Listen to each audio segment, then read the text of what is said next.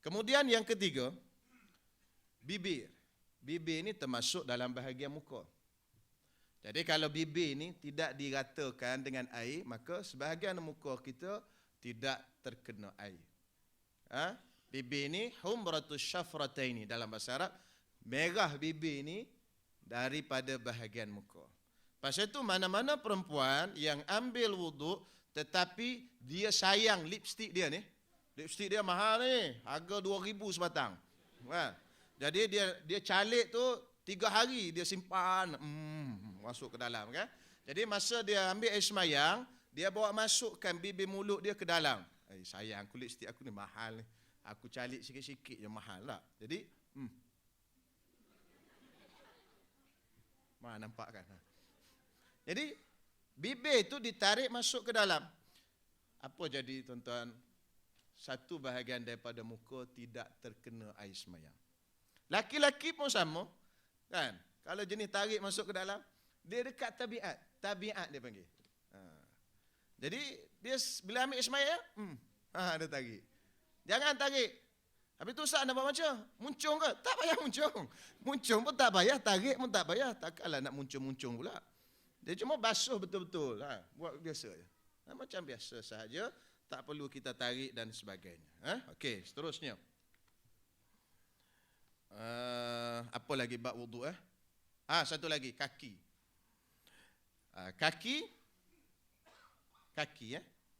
Kaki itu biasanya bila kita berusaha, kaki itu pecah. Jadi jangan ambil gitu ya. Biasa kat celah-celah kaki yang keras dah pecah itu dia tak masuk air. Jadi Nabi dah bagi tahu wailun lil aqabi minan nar. Ramai orang masuk neraka pasal apa? Pasal dia tak rata basuh kaki. Okey. Kemudian dan basuh kaki, kemudian sapu kepala. Sapu kepala saya nak bagi tahu, Allah Taala sebut wamsahu biruusikum. Sapu, maksudnya ambil air, renjis, sapu.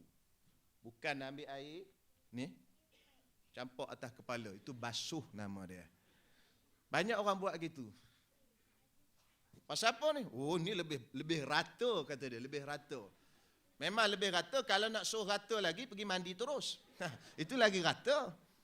Bukan masalah rata atau tak rata, masalah Allah Taala suruh macam mana. Allah Taala kata wamsahu, sapu. Sapu tu air sikit dekat kat tangan, sapu. Tu cara dia. Okey, habis bab wuduk selesai . Kemudian bab mandi wajib pun sama. Saya nak sentuh perkara yang pertama, mandi wajib. Yang tuan-tuan kena tahu, tuan-tuan tak ada dalam tanah, tuan-tuan kena catatlah perkara-perkara yang biasa berlaku salah. Iaitu mandi wajib tidak diratakan, minta maaf, bahagian dubur. Dubur kita tu, di bahagian dubur kita tu ada kedutan-kedutan. Tu. Ini kena cakap pasal kan khusus namanya. Bila khusus kena cerita lah kan. Kan ada tersembunyi pula ustaz ni apa, aku datang khusus tak cerita pula. Jadi di bahagian bawah tu ada bahagian kedutan-kedutan. Jadi kedutan itu termasuk daripada anggota zahir. Anggota yang wajib sampai air. Jadi apa nak buat? Maknanya masa mandi wajib, kita mesti duduk mencangkung. Jangan daripada awal sampai akhir berdiri. Tak boleh. Duduk mencangkung dan ratakan air. Kena terang sikit. Tahu terang? Bukan terang lampu ni. Terang tu teranglah kan. Fahamlah kan? Faham, insya-Allah faham. Jadi terang sikit, dia bagi terbuka dan letak jiruskan air di situ bagi rata. Dan kena berdiri. Jangan duduk juga. Pasal kalau kita daripada awal sampai akhir duduk di bawah pelipat ni tak sampai air. Dan di bawah tapak kaki kita ni kena ingat, kena angkat jirus air. Itu benda-benda yang perlu kita jaga ketika mandi wajib. Pasal itu Sayyidina Ali karramallahu wajhah, dia cukur rambut dia. Sayyidina Ali ni orang kepala botak. Jadi orang tanya dia, "Ayah Ali, kenapa kau cukur rambut?" Sedangkan Nabi SAW tak cukur. Dia kata, "Aku bimbang, takut mandi wajib tak rata." Jadi akhirnya dia cukur rambut dia. Itu cerita dia. Baik, yang keduanya, syarat ini dikecualikan bagi yang tidak mendapat air atau tanah. Dia tak dapat air, tak jumpa air, tak jumpa tanah. Tak ada dua-dua. Contohnya dalam kapal terbang. Dalam kapal terbang, kita naik kapal terbang berjalan jauh. Tanah tak ada, air tak ada. Ustaz tak boleh kau tepuk kursi-kursi tu? Kan, kursi kapal terbang tu kita tepuk. Habuk-habuk tu. Tak boleh kau tepuk habuk-habuk? Tepuklah tuan-tuan semua, tapi tanya orang depan dululah. Tepuk kuat, goyang kepala dia. Cuma dalam mazhab kita, Imam Syafi'i, dia tidak boleh dikira sebagai tayamum. Kenapa? Kerana itu bukan tanah. Itu debu, habuk. Bukan debu, habuk. Kan?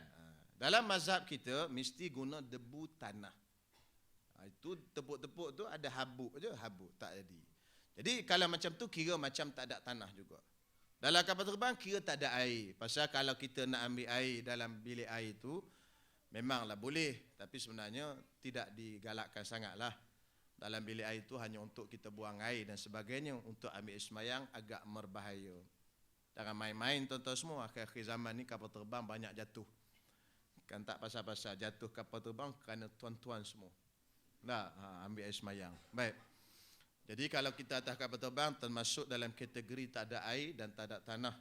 Maka pada waktu itu kita semayanglah. Kerana menghormati waktu dan diulang kembali apabila telah menjumpai salah satu daripadanya. Bila kita dah turun jumpa air atau jumpa tanah, kita kena semayang balik apa yang kita semayang di atas kapal terbang itu. Kalau saya tak semayang Ustaz, tak semayang dosa lah. Baik, apa guna semayang Ustaz? Kena semayang balik. Gunanya takdir kata. Takdir kata lah, kita minta jauh. Kapal terbang tu jatuh. Mati kita. Maka kita mati dalam keadaan kita menunaikan sembahyang.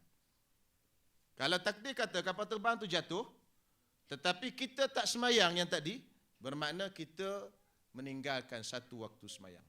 Satu waktu kita tinggal tuan-tuan semua, berapa lama azab? Lama azab ni tuan-tuan semua. Kita itu baca dalam kitab-kitab lain lah. Baik. Saranan bagi yang tidak menjumpai tanah atau air, boleh mengikut pendapat Imam Abu Hanifah yang berpendapat tayamum boleh dengan menggunakan apa saja yang di permukaan bumi seperti pasir, batu dan lain-lain. Itu saranan saja. Tidak semestinya kita ikut, cuma saranan. Mungkin kita nak lebih mudah, kita tayamum dengan debu dan sebagainya, boleh juga. Tapi itu pendapat Abu Hanifah, mazhab Hanafi. Perkara yang kedua, syarat yang kedua, nama dia suci badan, pakaian dan tempat daripada najis yang tidak dimaafkan. Baik, maksud pakaian ialah semua yang bersambung dengan orang yang sedang solat, walaupun tali yang bersambung dengan najis. Pakaian ni bukan kata baju saja. Tak semestinya baju saja, tali. Contohnya tali ni, tali mikrofon ni, kita ada najis kat sini.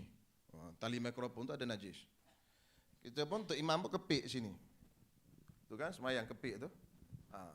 Dia pun semayang. Allahu Akbar. Tapi tali ni ada taik cicak 2, 3, 4 biji. Oh, taik cicak ya, tak apa. Pasal tu tuan-tuan semua kebanyakan masjid besar-besar mereka tak pakai tu, takut ihtiyatlah untuk cermat. Kalau kita tengok di Masjidil Haram sekalipun dia pakai mic ni tak bersambung. Kan tuan-tuan pergi ke Masjidil Haram dan Masjid Nabawi, dia tak pakai yang sambung sini. Satu pun tak ada. Dia pakai situ semua. Kata orang pasal dia nak pakai banyak, mungkinlah kot. Tapi pada saya kerana lebih untuk bercermat dan berhati-hati. Okey, baik. Apa saja yang bersambung dengan apa? Dengan pakaian, dengan tubuh dia dikira pakaian. Tidak kata mesti baju je. Baik, contoh, sebagai contoh.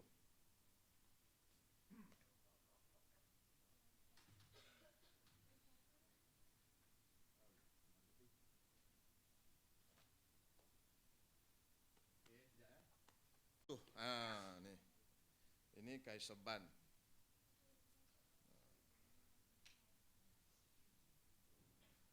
Biasanya kita orang lelaki-lelaki dia letak je macam ni kan. Jadi kain ni duduk macam ni. Tetapi hujung ni ada najis. Pasal masuk dalam toilet tadi tak buang benda ni. Masuk toilet pun duduk gini juga. Alim betul. Toilet pun tak buka benda ni. Jadi bila duduk dalam toilet, yang hujung tu masuk dalam lubang.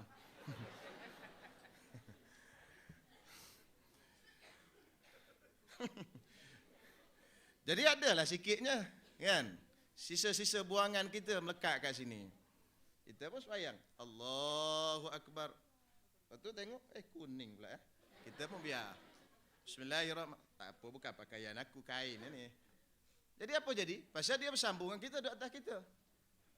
Jadi sembahyang tu tak sah. Sama juga dengan kain ihram. Kain ihram kan, dia pakai ni, ihram, masa masuk bilik air, dia tak jaga elok-elok. Masjidil Haram tu, kan bilik air dia luar biasa sedikit. Kan? Jadi mungkin terkena dan sebagainya, bila kita pakai, maksudnya ada najis di pakaian kita. Bukan semestinya pakaian itu baju dan seluar. Pasal bila kita istilahkan pakaian dalam uruf kita, dia baju dengan seluar. Tapi tak, dia meliputi semua. Bahkan semua benda yang bersambung.